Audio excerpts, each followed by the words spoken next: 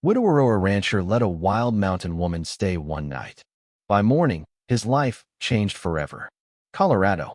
Territory, December 1882.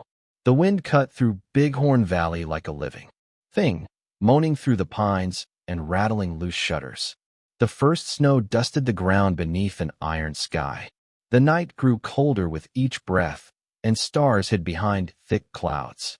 Clayton McBride sat by the hearth, nursing the embers and nursing his memories of his wife, of his daughter, of a fire that took everything. The cabin was silent. His horses stamped their hooves in the nearby barn. Then came a shrill panic, a scream of terror. In the dark, he rose, shouldered his rifle, and stepped across the porch. The wind slapped his coat as he stepped into the stall. The mare reared, tossing straw into the corner. A pale shape lay at the gate. A woman, pale face speckled with fresh blood. One hand clutched a knife as if she had fought and lost. Her eyes were open, glassy in the lantern light, staring as though she had already given up on life. Her breath came ragged. Clayton froze, the rifle trembling in his hands. Then he lowered it. He knelt. "Hey," he said softly. "Easy now." She did not answer. He supported her weight, carried her inside. Her coat was heavy with snow. He shrugged it off. The fabric tore across the shoulder beneath. Her skin was pale, marred by deep scars, white ridges, and faded lines crisscrossing shoulders and back. Her breathing stuttered. She clutched his sleeve with one cold hand. He guided her to the bed, lit a lamp, held a cloth to her head where the blood had soaked into hair. She whimpered. "Don't," she croaked. "Don't come near." Her voice was so small, so fragile. And then she passed out. Clayton moved without hesitation. He found fresh water, a rag. He dabbed her forehead, pressed snow to the bandage. He worked quickly, worn impulses kicking in. Nurse, father, protector. He heard the door open just as he sank into a memory of his daughter, laying her favorite doll beside her bed before the flames came. By morning, the storm had calmed. Gray light filtered through frost-rimmed windows. Clayton woke to find her gone. Her bed lay undisturbed, but the blankets were empty. He blinked. One of the boards in the floor was stained. Dark. He followed a trail of footprints leading into the porch. Snow had dusted them slightly, but there dripped a smear of blood from the doormat, and footprints vanished beyond the last rail. He grabbed his coat and rifle, then paused. That bed had been empty. She had walked out. Alive or wounded or insane, he did not know. He checked outside again. Tracks led toward the northern ridge, winding into the trees.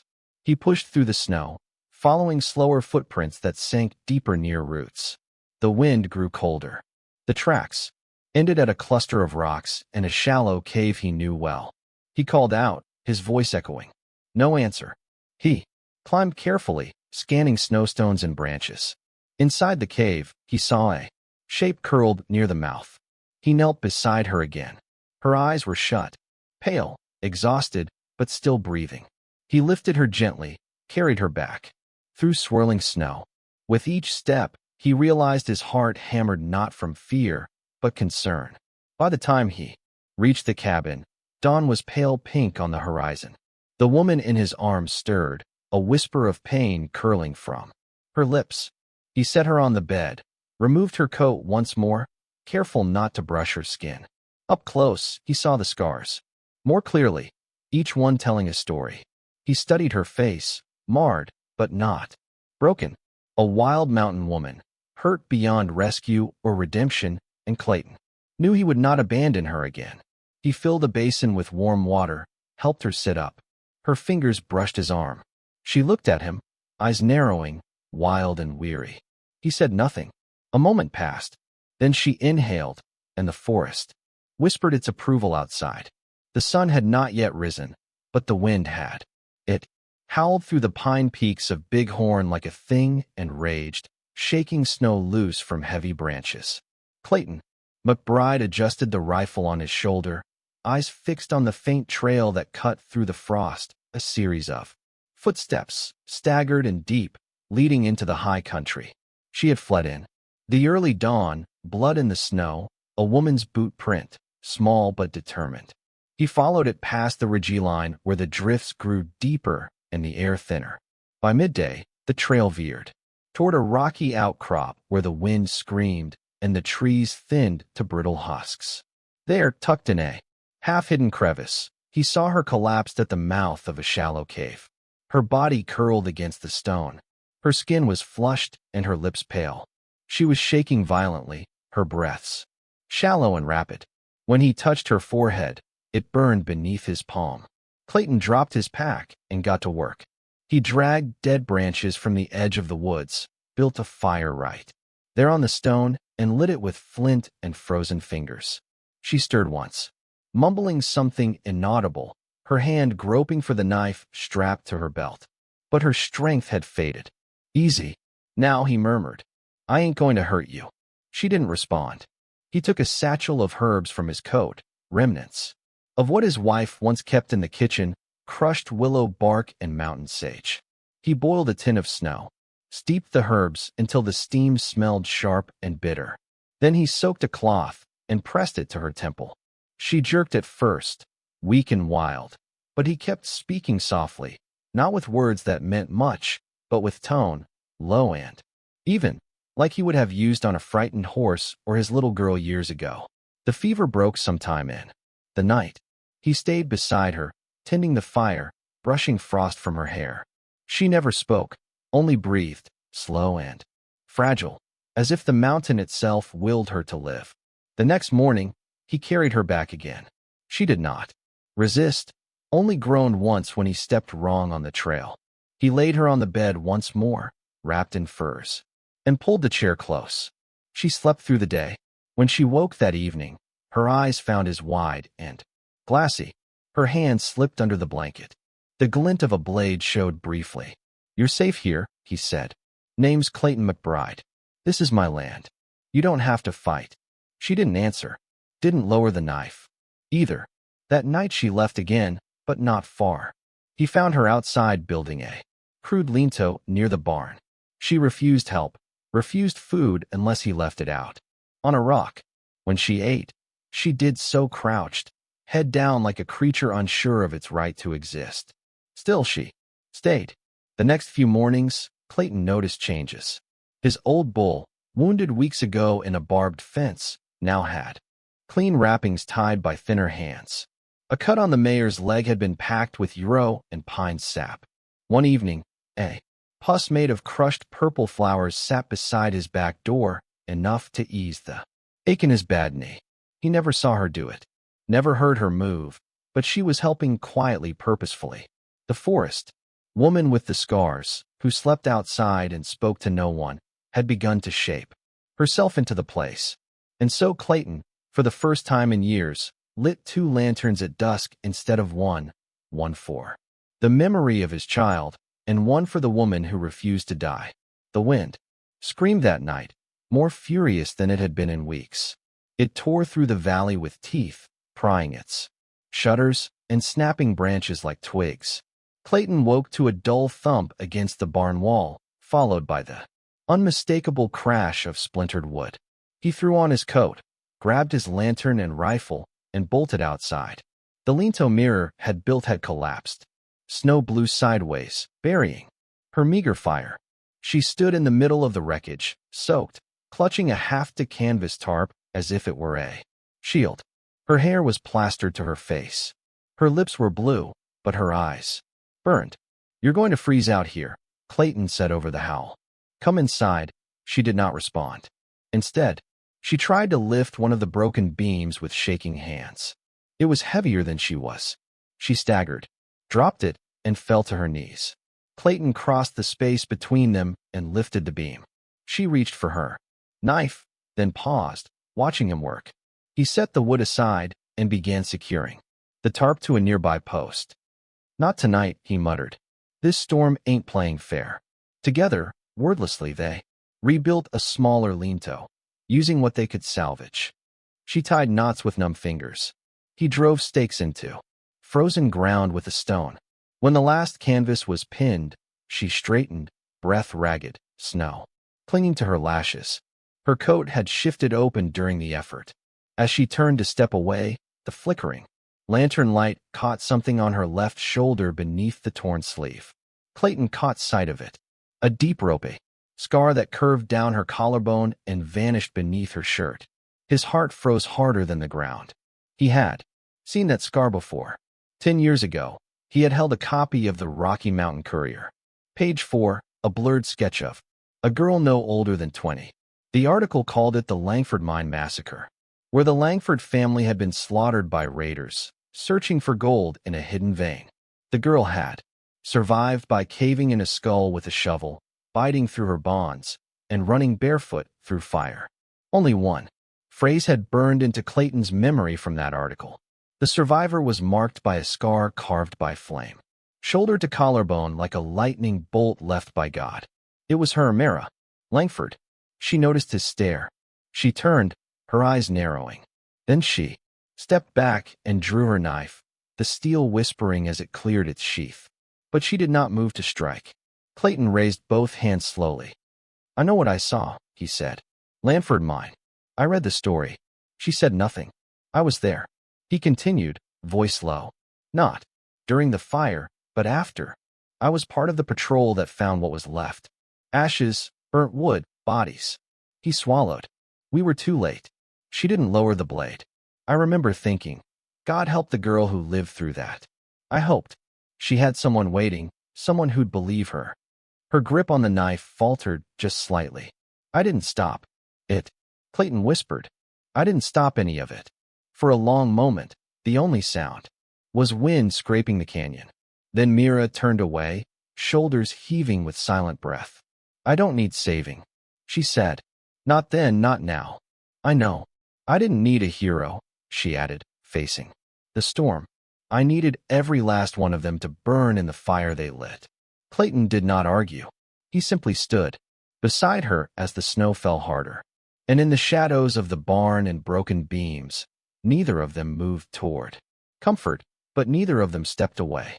Of all the strange things that winter, it was the quiet that changed. First, the kind of quiet that no longer pressed against the skin like loneliness, but instead moved through the air like breath. Slow, necessary, almost warm. Mira stayed. Not all the way in, not close, but enough to shift the shape of the days. She began appearing at dawn beside the stable, checking hooves, slicing herbs with a blade sharp enough to whisper. She muttered to herself as she packed roots into muslin pouches, binding them with twine and slipping them into her coat. Like secrets. At first, she said nothing to Clayton, but when his old shepherd limped into the yard with a bloodied paw, it was Mira who knelt in the snow, rinsed the wound with snow melt, stitched the cut with tiny, precise motions, wrapped it in euro, and disappeared without a word. She showed him things, not by talking, but by doing, how to boil comfrey in white willow into a thick, earthy balm for swollen joints, how to steep pine needles into a bitter green tonic that bit the tongue but cleared the lungs. She handed him dried red berries once, bright as blood, saying only, "Don't give too many." Heart races. Then she turned and was gone. In return, Clayton began repairing the place. Quietly, methodically, without telling himself why, he straightened the fence posts long left crooked, hammered back the warped slats on the chicken coop. He took apart the old wood stove in the kitchen and cleaned out the ash down to the last black flake like it mattered again. He planted onions in the frost-hardened soil near the porch, knowing they might never grow, but it gave him something to do with his hands, something besides remembering. They did not share meals. Mira still refused to enter the house most nights, sleeping outside beneath the shed's overhang, wrapped in her thick hide coat, face tilted toward the trees. But her footsteps no longer vanished by morning, and sometimes just before dawn, a second cup of coffee steamed beside his, placed there without sound. One evening, snow fell soft and thick across the valley. The fire inside crackled low, shadows dancing on the log walls. Clayton sat in his worn armchair by the hearth, mending a harness with needle and rawhide. The storm whispered at the windows. The door creaked. He looked up. Mira stood there, coat damp, hair dusted and white, cheeks flushed from wind. She walked in, slowly, boots thudding dully on the floor, and held out a tin mug, steam curling from its rim. "Ginger helps sleep," she said. "Pain needs rest, too." He took the mug. The heat sank into his fingers, unexpected and intimate. They stood in silence, the fire spitting tiny sparks. She stayed, upright, eyes on the flames. Clayton watched her a long moment before asking, "You coming out of the cold for good?" She shook her head barely, "Only for tonight. The wind sounds wrong." He sipped the tea. It was sharp, not sweet, but it chased something deep in his bones. When he looked back at her, she was still watching the fire, the gold light catching the long scar that ran from her jaw to her collarbone. It shimmered, then faded as the flame shifted. "Why haven't you asked who I am?" she asked quietly. He set the mug down. "Because names don't show what a person's done," he said. "I see what you do." "Huh, that's enough." She turned her head toward him, just slightly. "What do you think you see?" Clayton didn't hesitate. "I see someone who stitches wounds in silence. Who walks the barn before first light. Who could have vanished but didn't." Her mouth twitched, but did not quite smile. "Names are for graves," she said after a pause, "then let the dead keep them." She took a step closer, stood beside his chair. Her hand hovered near his shoulder, tentative, unsure. Then she drew it back, fingers curling inward. Outside, the wind shifted. It no longer howled. She walked to the door, her steps light but steady. Before stepping out, she spoke without turning around. "The tea will help," she said. "But it ain't the tea that saves. It's what you decide to do after you sleep." Then, she was gone, and Clayton sat there alone, but not lonely, listening to the wind breathe like a lullaby, and for the first time in 5 winters, he didn't dread the morning. The rider came at midday. Clayton saw him first from the ridge above the west trail, a silhouette, cutting across snow-hardened ground, framed by skeletal pines. The horse was black, heavy-footed. The man rode like he owned the wind. Clayton stepped off the porch, hand resting on his rifle. Mirror had already melted into the edge of the trees, eyes narrow. When the rider drew closer, Clayton's stomach turned.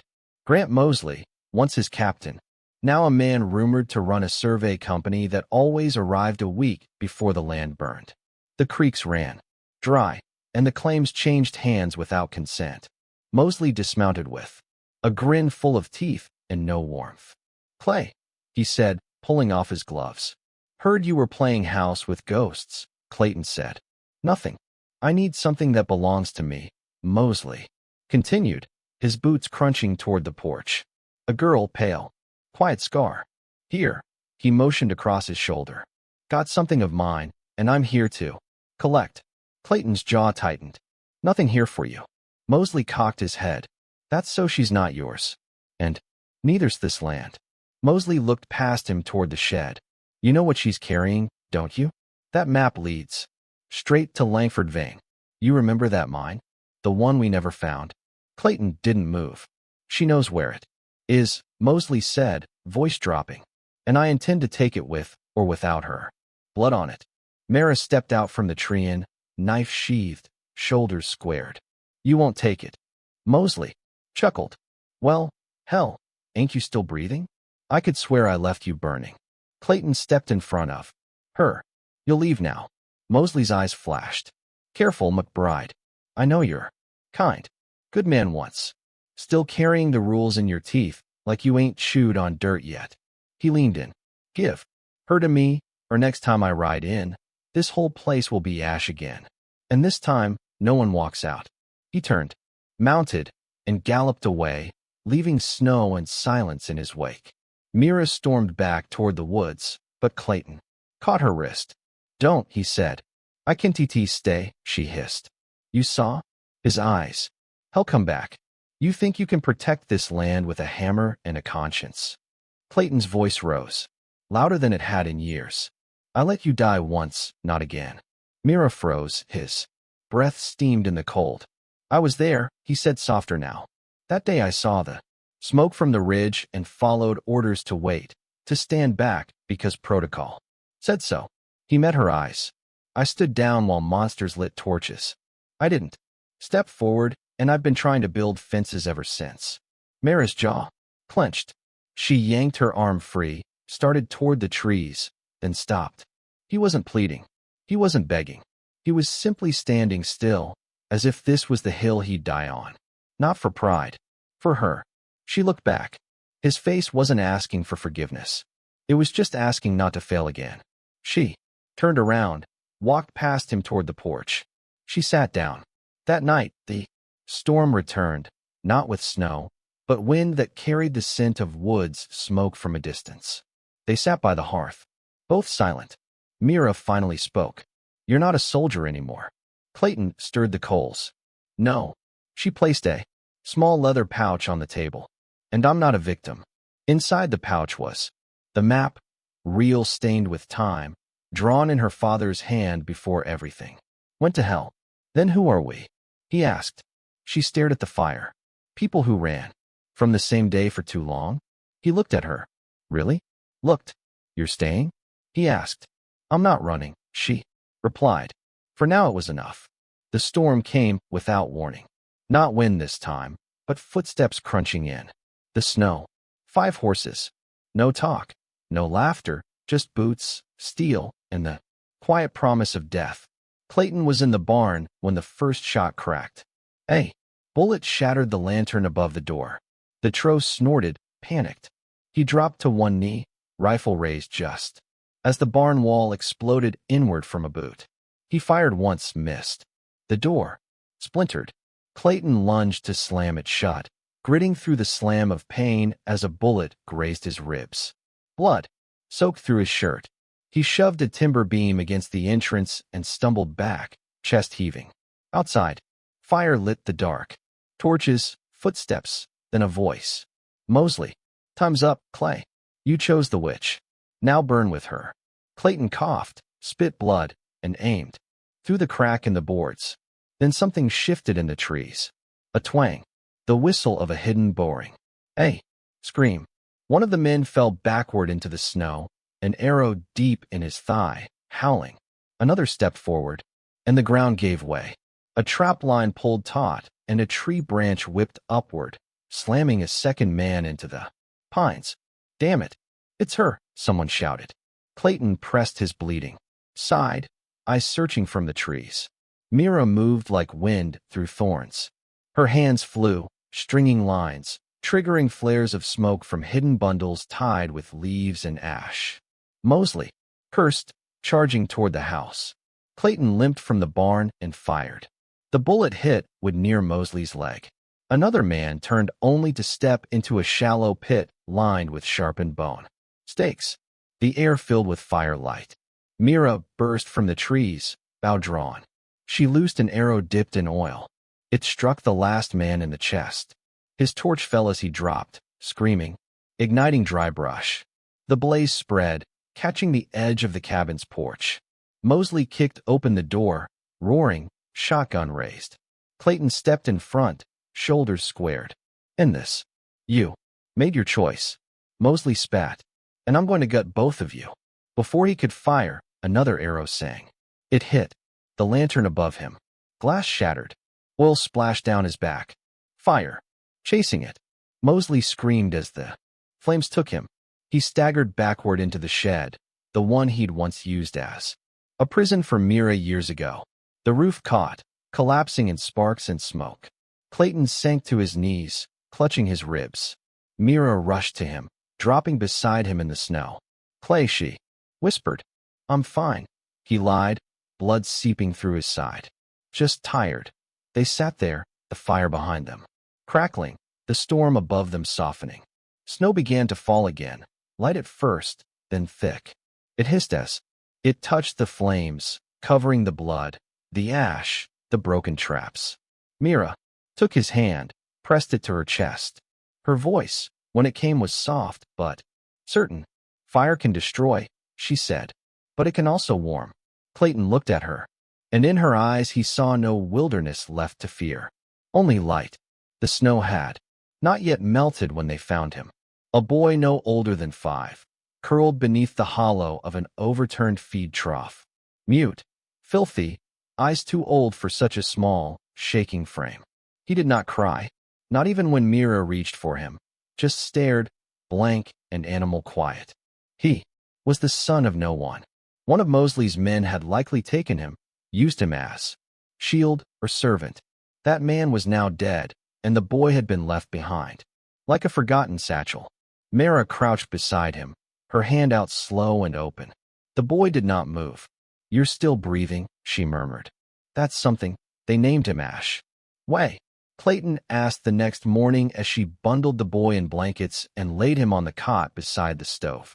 "Because he was born in fire," she said, but did not burn. Ash did not speak, but he followed Mira wherever she went, eyes wide, small hands gripping her coat. When she knelt to gather herbs, he crouched beside her.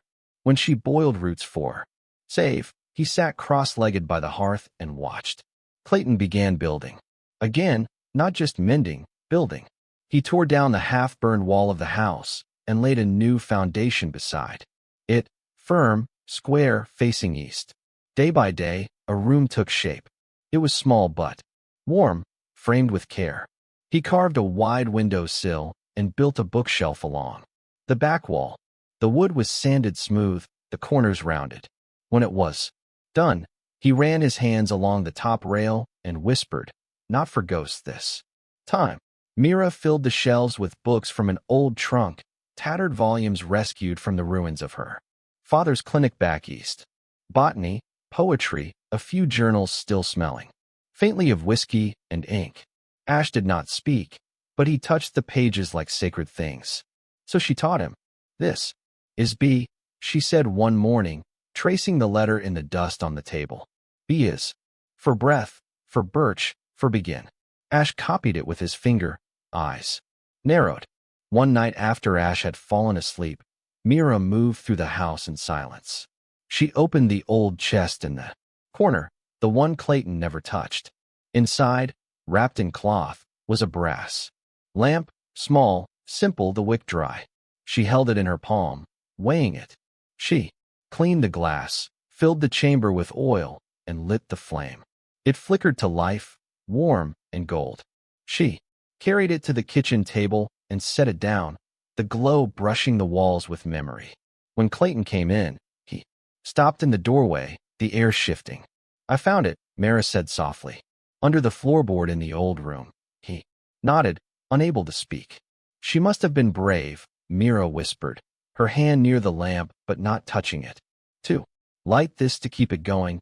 Clayton stepped forward, his throat worked once, then twice. "She was," he said, "braver than me most days." He sat across from her, elbows on the table. "She would have liked you." Mira looked up. "You think?" He nodded, eyes damp. "You both got wild hearts, the kind that run through fire and come out brighter." The lamp between them glowed steady.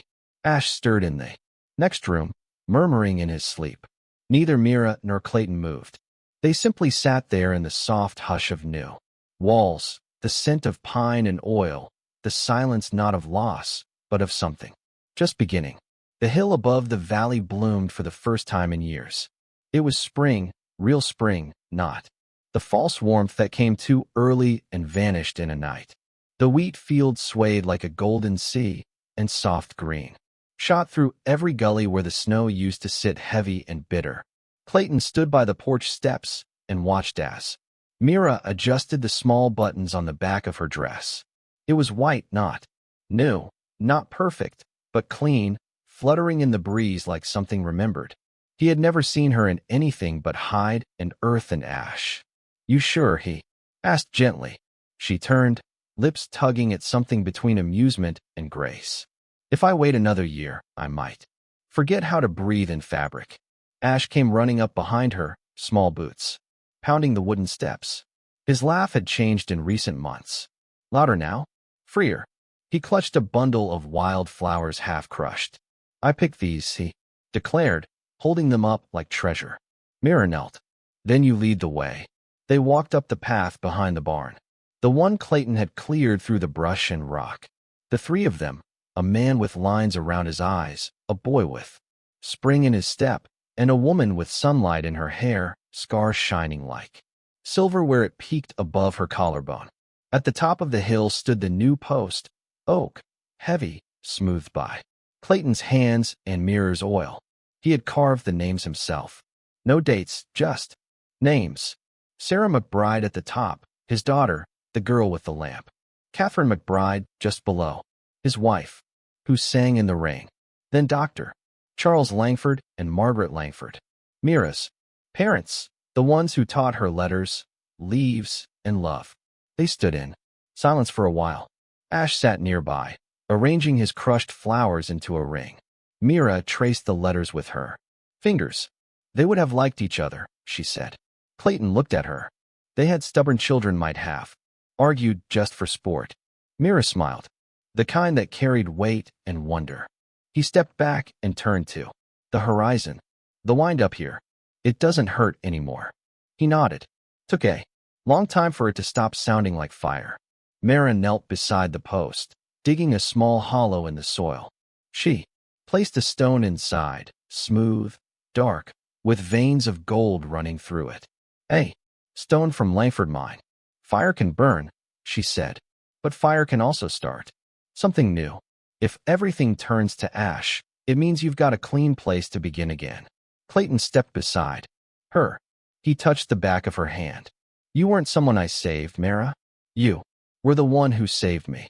She looked up, eyes clear, no longer wild. You let me stay, she whispered. He answered. You made it home. They stayed on the hill until the sun began to fall. Warm, long lights spilling over the wheat and casting shadows across the porch below. Ash dozed against Mira's side, flowers in his lap. Clayton leaned against the post, hat in hand. Mira watched the light shift and settle, then looked at her scar. A bright line of history caught in the glow. She didn't flinch, didn't turn away. He traced it once with her thumb and whispered, I'm still here. Clayton heard her,